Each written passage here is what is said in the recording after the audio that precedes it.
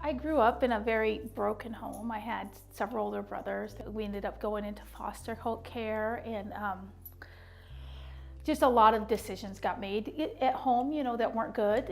I was sexually abused, mentally abused, physically abused, and so I ended up in a group home, and that was my first experience with real, authentic Christianity. And I remember meeting my foster dad or house parent for the first time and thinking, I'm not afraid of him. And I was like, I couldn't figure out what was different. And looking back now, I'm like, oh, that was the Holy Spirit working on his life and things like that. And I was in the group home for about 7 or 8 years before I went into and got adopted, and that adoption did not go well. And they were Christians and stuff, but I remember her telling me that this is as far as you can go in God.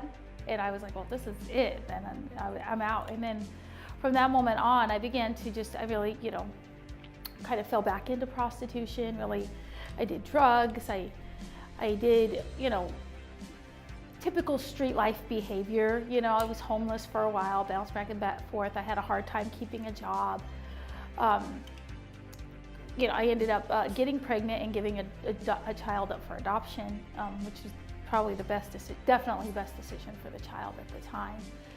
And then we ended up moving up here in 2007, just a few months before my boys were born.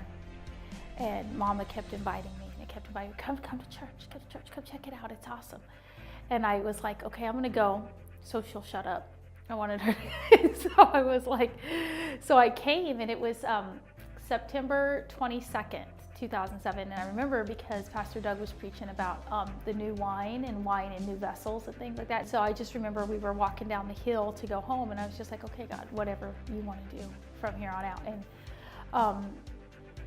he began from that moment on to really shift some things in my life. And he provided with me a Bible, and I didn't have a lot of connections up here, so it was a huge provision getting a Bible, because I literally knew nobody but my inner circle, and my inner circle was being shaken at that moment, and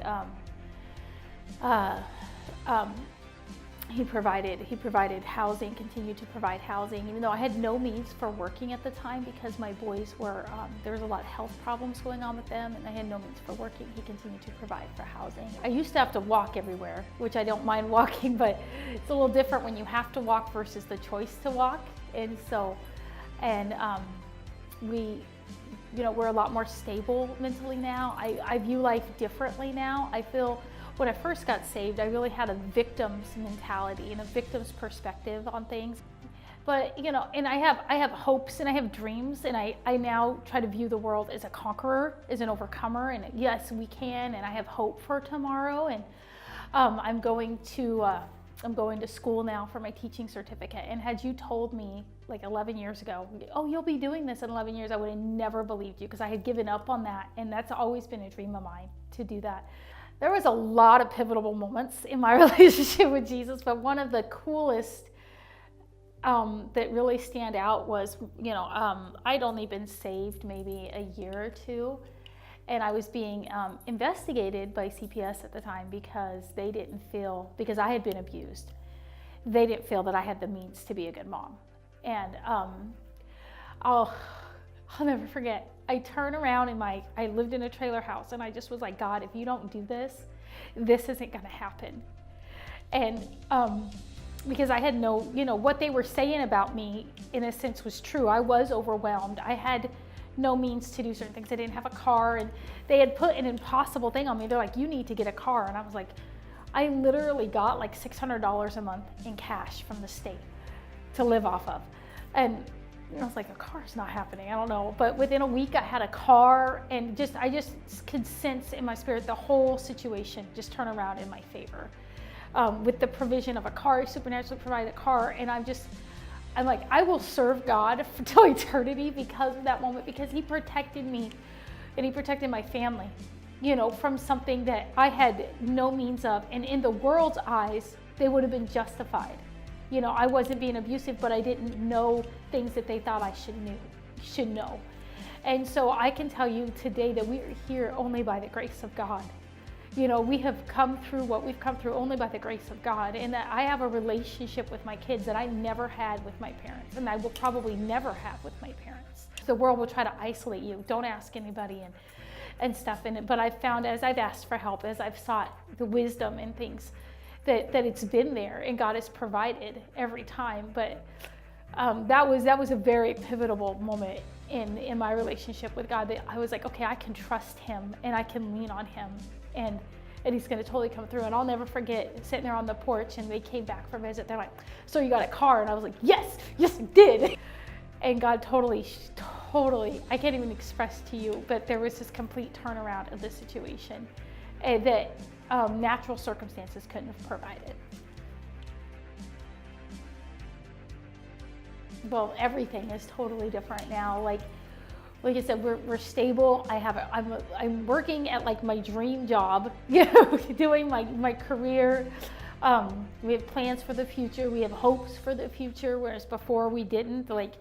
And we're pretty stable in that, by God's grace, I'm confident that we're gonna be able to make the bills every month. And before it was like, yeah, we could be moving.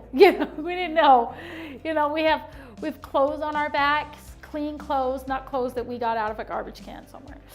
We were pretty low for a while. So, and God's, we have a reliable car. We have, just our life is stable, whereas before it wasn't. It was very chaotic. Serving God is like the biggest adventure. And I can think of a couple times, whenever when I started going grocery shopping, and I really started tithing for the first couple of times, and God totally provided somebody to give me a ride. Miss Lori would bring me to the store, and she can tell you, every time we would go there, I would have my list made out, and there would be times where the guy would be walking in front of us, marking things down that I was on my list that would be on sale. And so it's just the little things that God provided. Also being a healer with my boys' health problems. My son was having seizures, and they were febrile seizures, which you don't have a lot of warning to. And I remember the last time we had to go to the hospital, I was praying, and my daughter was sitting in the back seat, and she was like, Mom, it's gonna be okay. I talked to Jesus about it. And she said it with such confidence that it caused me to believe it.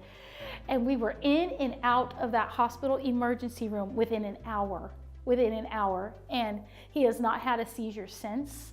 And I would tell somebody coming into the faith is just jump in with both feet. It's a huge adventure, and it makes life very exciting.